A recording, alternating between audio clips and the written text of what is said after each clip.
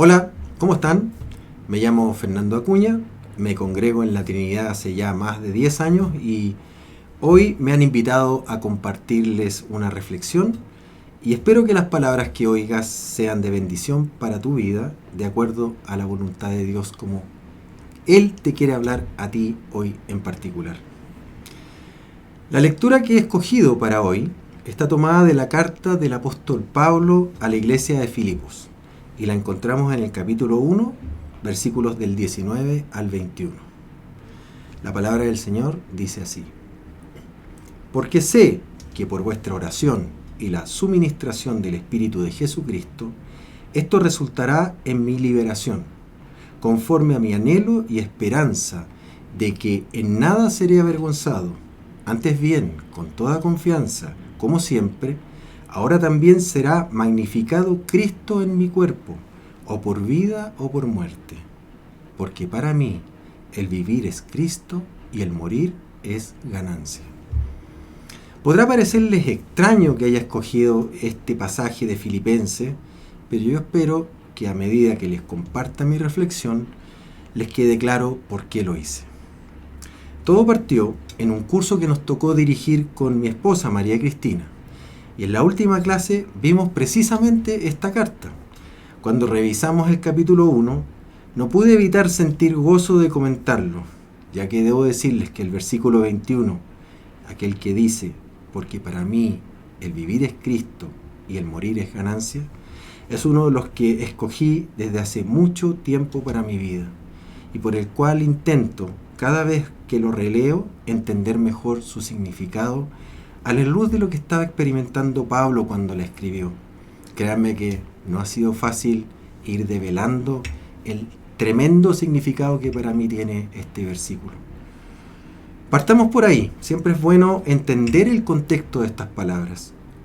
Pablo envía esta carta a la iglesia de Filipos cuando se encontraba prisionero, presumiblemente en Roma. El apóstol se encargaba de alentar constantemente a las iglesias desde circunstancias difíciles como esta, y por ello se refiere en estos términos en estos versículos. A Pablo no le importaba en realidad estar encarcelado, ni ser calumniado, ni enfrentar una posible ejecución, con tal que el Evangelio de Cristo fuera anunciado. Él tenía la plena confianza de que, a pesar de sus circunstancias negativas, la causa del Señor triunfaría. Por este motivo podía enfrentar la muerte sin temor.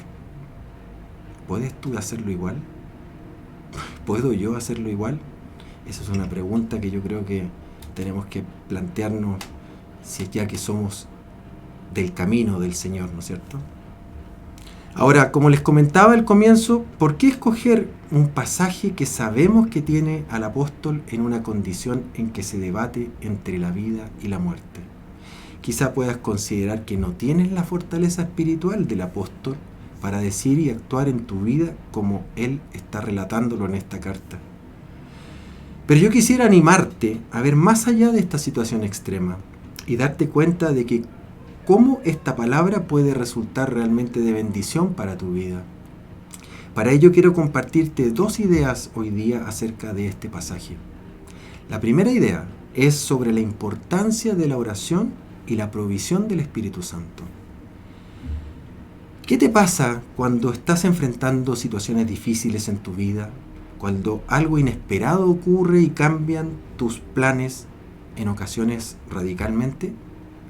¿Qué es lo primero que piensas cuando escuchas una noticia como perdiste un trabajo, el accidente de algún ser querido, que algún amigo te haya hecho algo que te dolió profundamente, el no haber terminado tu carrera y sentir que has fracasado o perder el amor de tu vida?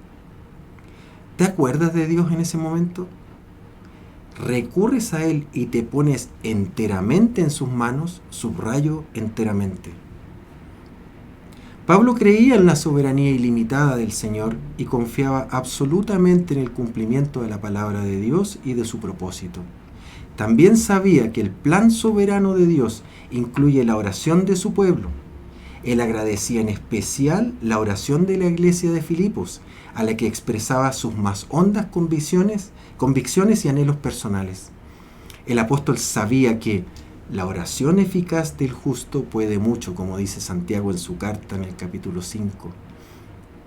De igual modo, todos nosotros, de una u otra forma, buscamos al Padre, creando y fortaleciendo una relación con Él por medio de la oración.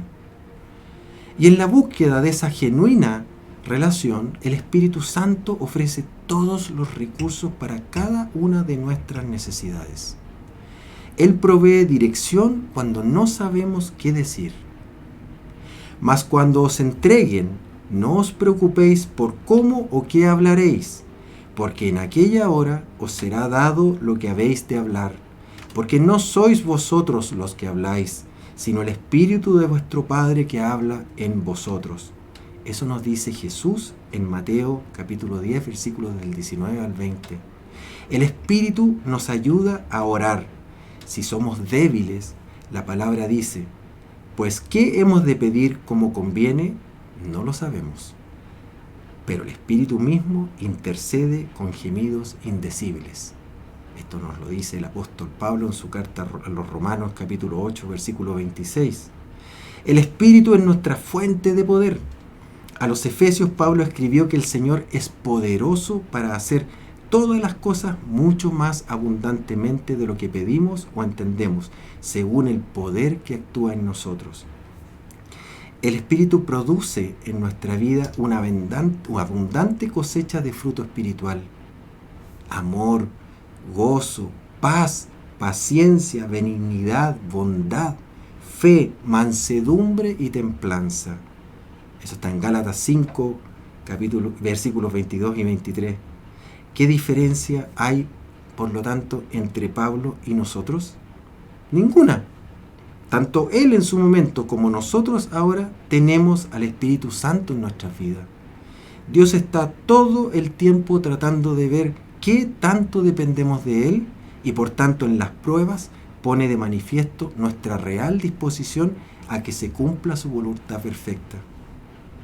Por eso, si pensamos en lo que Pablo nos menciona en cuanto a que Cristo será magnificado en su cuerpo, inmediatamente debemos recordar que nuestros cuerpos son el templo donde está el Espíritu Santo. Y por tanto debemos reflexionar sobre la prioridad que le damos a pedir que éste venga a nosotros. ¿Qué tan importante es para tu vida el pedirle al Espíritu Santo esa orientación, esa señal para todo lo que te acontezca? La segunda idea que les quiero compartir es sobreponer la confianza en el plan de Dios y en la esperanza de Cristo. Pablo estaba seguro de que a los ojos de Dios nunca sería avergonzado, ni ante el César, ni ante la iglesia. Él manifestó una confianza semejante a los corintios, porque aunque me gloríe, algo más todavía de nuestra autoridad, la cual el Señor nos dio para edificación y no para vuestra destrucción, no me avergonzaré. Eso está en la segunda carta a los Corintios, capítulo 10. Aún en situaciones adversas, él era un instrumento para glorificar a Dios con su obediencia fiel y santa. El apóstol no sabía con certeza cuál era el plan de Dios para él, si servirle y glorificarle aún con su vida y su ministerio, o con la exaltación final en su muerte. De cualquier forma, se haría la voluntad del Señor. Su plan se consumaría. Él les recordó a los creyentes en Roma: ninguno de nosotros vive para sí, y ninguno muere para sí. Pues si vivimos, para el Señor vivimos, y si morimos, para el Señor morimos. Así pues, sea que vivamos o que muramos, del Señor somos. Porque Cristo para esto murió y resucitó y volvió a vivir, para ser Señor así de los muertos como de los que viven. Eso está en la carta a Romanos capítulo 14. Pablo sabía que vivir es Cristo, pues mientras viviera, seguiría sirviéndole. Pero también sabía que morir sería ganancia, porque así estaría en la presencia de Dios, donde podría adorarlo y servirle en perfección santa.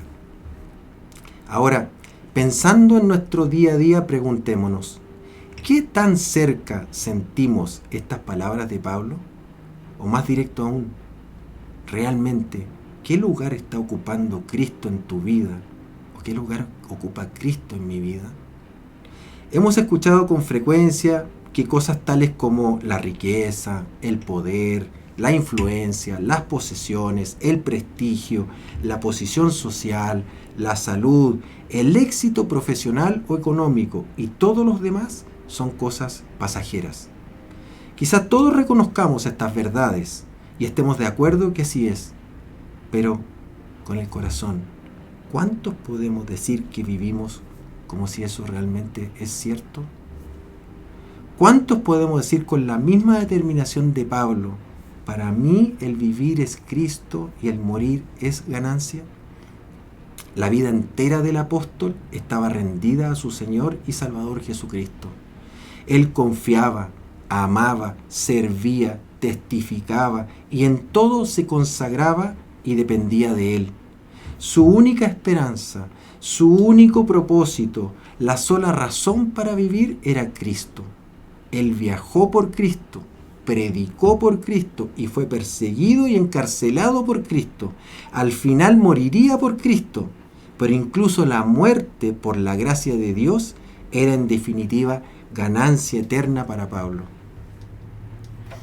Cuando estudiamos la palabra, empezamos a descubrir el plan de salvación de Dios para todos nosotros. Este se ha ido revelando en forma progresiva a lo largo de la historia. A Abraham le prometió una tierra, una nación y su bendición. Dios escogió a su pueblo, Israel, y lo sacó de la esclavitud. Lo condujo a la tierra prometida.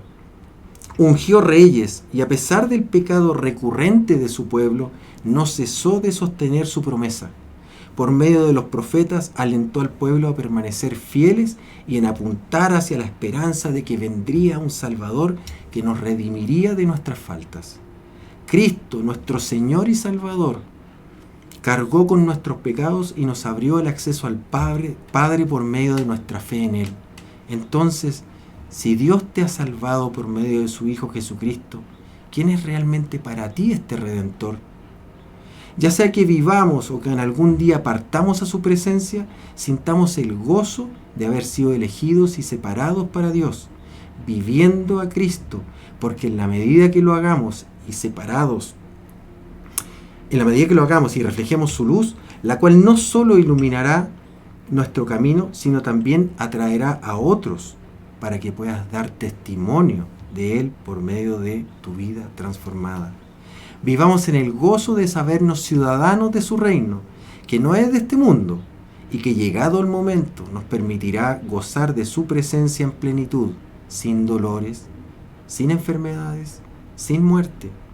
Sí, también se puede vivir con el gozo de saber que morir es una ganancia para los que creemos en Dios. Te invito a que tu vida sea Cristo, que tu dependencia de Él sea cada vez mayor y no ceses de conocerlo más cada vez, estudiando la palabra constantemente.